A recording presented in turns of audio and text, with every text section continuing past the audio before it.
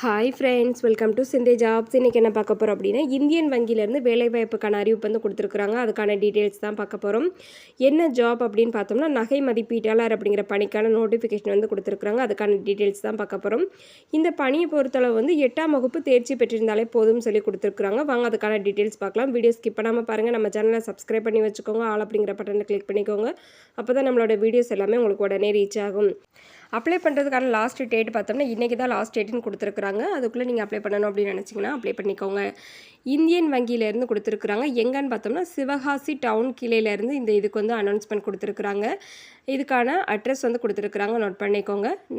Job பார்த்தோம்னா நகை மதிப்பீட்டாளர் தேவை அப்படிங்கிறதுக்கான நோட்டிஃபிகேஷன் வந்து கொடுத்துருக்குறாங்க. இவங்களுக்கான தகுதி பார்த்தோம்னா 8ஆம் வகுப்பு தேர்ச்சி பெற்றிருக்கணும்னு சொல்லி கொடுத்துருக்குறாங்க. நகை மதிப்பீட்டாளர் பயிற்சி வந்து முடித்திருக்க வேண்டும் சொல்லி கொடுத்துருக்குறாங்க. இவங்களுக்கான ஏஜ் லிமிட் அப்படின்னு பார்த்தோம்னா 25 வயது முதல் 50 வரை இருக்கணும்னு சொல்லி கொடுத்துருக்குறாங்க. இவங்களுக்கான எக்ஸ்பீரியன்ஸ் அப்படின்னு பார்த்தோம்னா முன் அனுபவமானது 5 முதல் 10 வருடம் வந்து இருக்கணும்னு சொல்லி கொடுத்துருக்குறாங்க. அது மாதிரி ஃபோட்டோ, கல்வி சான்றிதழ், டிசி, பயிற்சி சான்றிதழ், நகல், அனுபவ சான்றிதழ், ஆதார், பேன் கார்டு, அப்புறம் வாக்காளர் அடையாள அட்டை, காவல்துறையிலிருந்து என்ஓசி சான்று ஆகியவற்றின் நகல்களை வந்து இணைக்க வேண்டும். அதாவது அப்ளை பண்ணுறதுக்கான சர்டிஃபிகேட்டில் வந்துட்டு நம்மளோட இது இத்தனை சர்டிஃபிகேட் கொடுத்துருக்காங்க இல்லையா, இது எல்லாத்தோட ஜெராக்ஸையும் வந்து அட்டாச் பண்ணி அனுப்பணும்னு சொல்லி கொடுத்துருக்குறாங்க. விண்ணப்பங்களை சிவகாசி இந்தியன் வங்கி டவுன் கிளையில் சமர்ப்பிக்க வேண்டும் சொல்லி கொடுத்துருக்குறாங்க.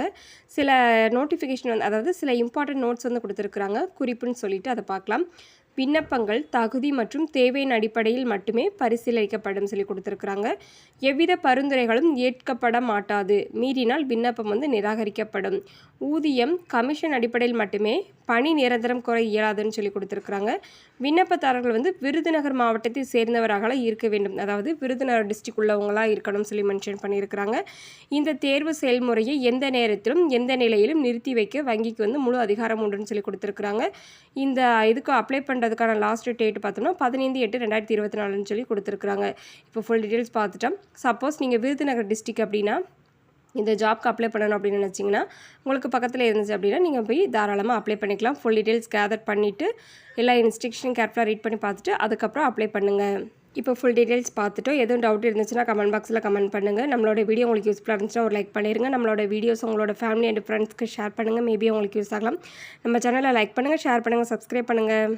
Thank you friends.